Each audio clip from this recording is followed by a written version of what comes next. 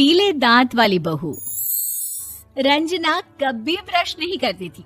उसे कितनी बार उसके माँ बाप ने डांटा, लेकिन उसका कोई असर उस पर होता ही नहीं था, जिस कारण से उसके दांत पीले पीले हो जाते हैं। शादी के बाद। अरे बहू, वैसे तो तुझ में कोई कमी नहीं है, पर तेरे दांत इतने पीले कैसे हैं बेटा? कैसे मतलब? कोई सर्जरी थोड़ी ना कराइए। वो तो क्या नाम, मैं ब्रश नहीं करती थी तो पीले हो गए। अब क्या करूं?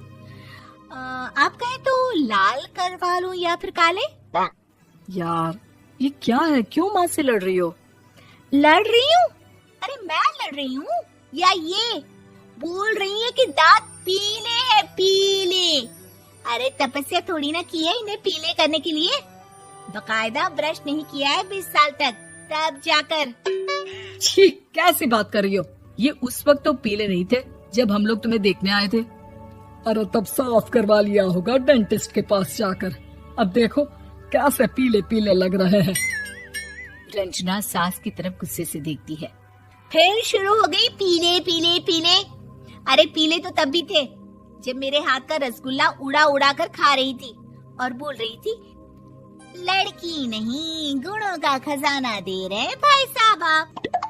खैर, अब वो लोग करते भी तो क्या करते, पीले दांत वाली बहू पल्ले पड़ी थी तो झेलना तो था ही। एक दिन कीर्तन में रंजना गाना गा रही थी। अरे कमला बहन, माँ का द्वार है, यहाँ तो सब शुद्ध होकर आते हैं, फिर अपनी बहू को ब्रश भी नहीं करवाती तुम। दूर से पीले पीले दांत भक्ति में बाधा उत्पन्न कर रहे हैं।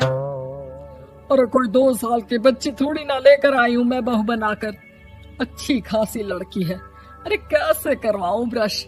ये तो उसे खुद करना चाहिए ना।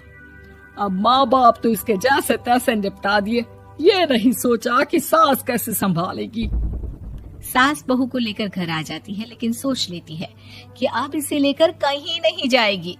अगले रोज बहू कहती है, अरे क्या हो गया, मंदिर नहीं जाना क्या? कीर्तन का वक्त हो रहा है। मेरी मधुर वाणी से कान्हा जी जागते हैं और सोते हैं। आप तो जानती है ना उनकी भक्ति में कितना मन लगता है मेरा।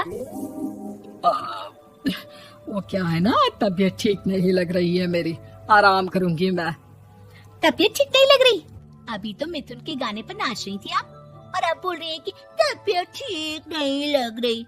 अरे भक्ति में मन लगा लो सासू माँ, ऊपर जाना है, क्या मुंह दिखाओगी आप? हाँ? सास को बहू की बात पर गुस्सा आ जाता है। मैं क्या मुंह दिखाऊंगी, इसकी चिंता तो ना कर, समझी? अपने मुंह की चिंता कर, जो ये पीले पीले दांत लेकर हर जगह पहुंच जाती है। पता है लोग कितना मजाक बनाते हैं। ना जी ना, मैं नहीं जाना कहीं तेरे साथ। तो ये बात है, कोई ना, मत जाओ, मैं अपने कमरे में ही बैठकर भक्ति कर लूंगी। ऊपर वाला दांत थोड़ी ना देखता है, मन देखता है, भावना देखता है। और अरे बस बस, तू सब कुछ दिखा, बस ये सफेद चमकदार दांत ना दिखाना किसी को, है? जा यहाँ से। बहू को सास की बात का कोई फर्क नहीं पड़ता, वो तो जैसी थी वैसी ही रह जाती है। सुबह नहाकर किचन में खाना बनाना, फिर खाना खाना, कीर्तन भजन करना और सो जाना। एक दिन, माँ जी मैं सहेली के घर जा रही हूँ, शाम को लेट आऊंगी। हाँ हाँ तो जाना, मैंने कौन सा तेरी आरती करनी है घर पर बैठकर। रंजना सहेली के घर जाती है, जहाँ वो पार्टी में जाने की तैयारी कर रही होती है। अरे शिखा, कहाँ जाने की तैयारी कर रही है? मैं गलत वक्त पर आ गई क्या? अरे नहीं यार, उल्टा सही वक्त पर आ गया। मैंने ये साड़ी और ज्वेलरी निकाली है यार, शाम को इनके ऑफिस की एक पार्टी में जाना है। बताना कैसा लग रहा है ये सब? नहीं यार, इस ड्रेस के साथ तो वो वाली ज्वेलरी अच्छी लगेगी। हाँ हाँ सही बोल रही है, मैंने ध्यान ही नहीं दिया। वैसे तो हमेशा से मस्त फैशन सेंस रखती है। तो बड़ा जाती होगी ना पति के साथ पार्टी में। रंजना कुछ नहीं बोलती, बस सोचती है कि यार काश ये बात सही हो जाती, पर मैं क्यों नहीं जाती पार्टी में? क्या इन लोगों की कोई पार्टी होती नहीं होगी? रंजना घर आती है और रात में पति से सवाल करती है, एक बात बताइए, आप मुझे किसी पार्टी में क्यों नहीं ले जाते? क्या आपके यहाँ ऑफिस में पार्टी नहीं होती? पति बेचारा क्या कहता कि दांत पीले हैं तुम्हारे इसलिए। अरे कोई पार्टी होती नहीं हम लोगों के ऑफिस में, तो कहाँ से लेकर जाऊं? और मार्केट, मॉल, कहीं वीकेंड घूमना, कहीं तो। अरे यार, सारे हफ्ते में एक छुट्टी मिलती है, तो सोचता हूँ कि आराम ही कर लूं। क्यों? रंजना मन मार के रह जाती है। पहले कभी सास के साथ मंदिर जाया करती थी, लेकिन वो भी सास ने ले जाना बंद कर दिया। घर बैठी बैठी रंजना बोर हो जाती है। तभी उसे आइडिया आता है और वो मायके जाने का सोचती है। सासू माँ, 2 दिनों के लिए मम्मी के घर जा रही हूँ। अच्छा ठीक है, आराम से जा। और हाँ, माँ से कुछ अच्छी आदत सीख कर आना कि कैसे शरीर के हर भाग की तरह दांतों की सफाई भी जरूरी होती है, समझी? शुरू हो गई ना आप।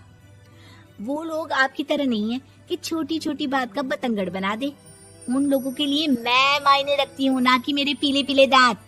रंजना माँ को बिना बताए उन लोगों को सरप्राइज देती है, लेकिन जैसे ही वो दरवाजे पर पहुंचती है, अंदर देखती है कि घर वाले कहीं जा रहे होते हैं। अब माँ, काश रंजना दीदी के दांतों वाली प्रॉब्लम नहीं होती, तो वो भी हम लोगों के साथ चलती ना बुआ जी की बेटी की शादी में।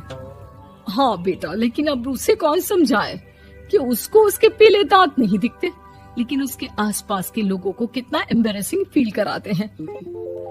मुझे तो कितनी बार उसके स्कूल की टीचर ने शिकायत की कि उसके साथ कोई लड़की बैठना भी नहीं चाहती, और ना ही कॉलेज में कोई उससे बात करना चाहता था। लेकिन पता नहीं क्यों उसे ये बात समझ में ही नहीं आती। कोई कमी नहीं है उस लड़की में, बस यही कि दांत पीले हैं। वो तो भला हो जीजाजी और उनकी माँ का, जो दीदी को जैसी है वैसे ही रखा हुआ है। रंजना को अपने घर वालों की बात सुनकर बहुत दुख होता है।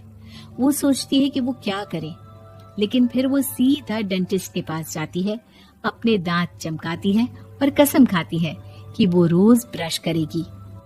अरे क्या हो गया? तुम तो 2 दिनों के लिए गई थी ना, पर कोई ना, अच्छा है, चलो आ गई तो। रंजना सास के सामने आकर खड़ी हो जाती है और पूरी स्माइल करती है, उसके चमकदार दांतों को दिखाती हुई। चले मंदिर। माँ, मुझे माफ कर दीजिए, मैंने आप लोगों को बहुत एम्बैरेसिंग फील करवाया। मैं आज से रोज ब्रश करूंगी।